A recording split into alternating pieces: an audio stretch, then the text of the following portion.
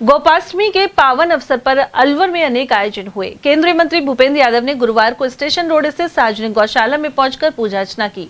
उन्होंने गायों को गुड़ और चना खिलाने के साथ ही गौ सेवा और संरक्षण के महत्व पर भी प्रकाश डाला। साथ ही कहा कि गाय हमारी संस्कृति, आस्था और अर्थव्यवस्था का महत्वपूर्ण आधार है।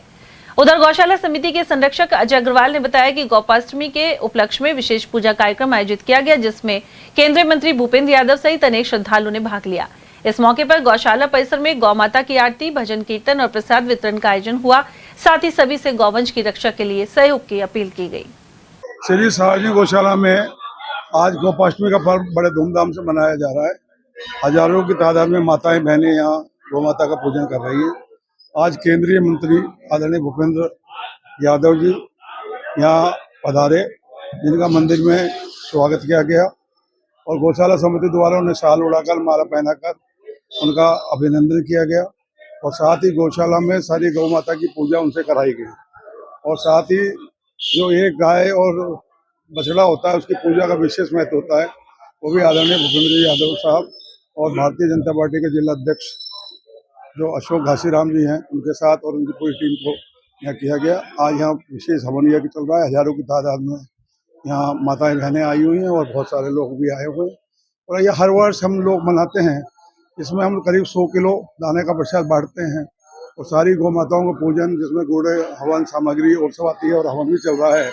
और चूंकि बरसात की वजह से थोड़ा सा विवादन पैदा हुआ, लेकिन सारी मौसम ठीक है, अवस्थाएं सारी अच्छी होने लगेंगी, ऐसा प्रयास है। और आदरणीय भूपेंद्र जी के आने से इस कार्यक्रम में 4 चांद लगे। मैं उन्हें कभी अपनी तरफ से आभार व्यक्त करता हूँ गौशाला समिति की तरफ से।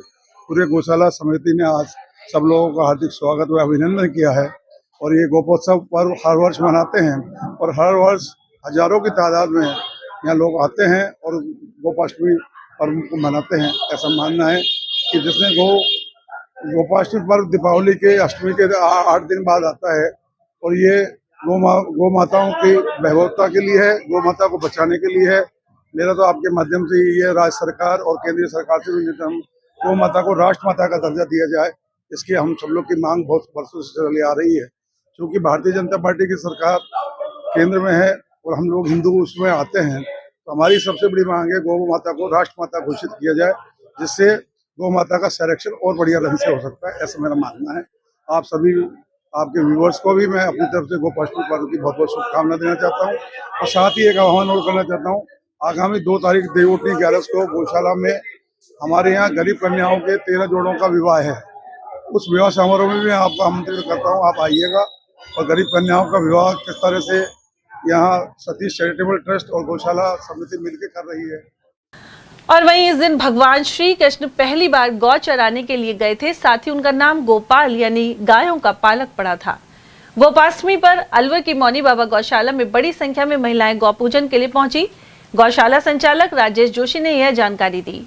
इनमें कृष्णा जोशी, सुमन खंडेलवाल, कृष्णा खंडेलवाल, सुनीता, बबली, तनेजा, गुड्डी शर्मा, विद्या, पूनम और विमला गोयल आदि शामिल थे। वहीं जानकी दास महाराज, बालक दास महाराज और अनेक गौ सेवक भी मौजूद रहे।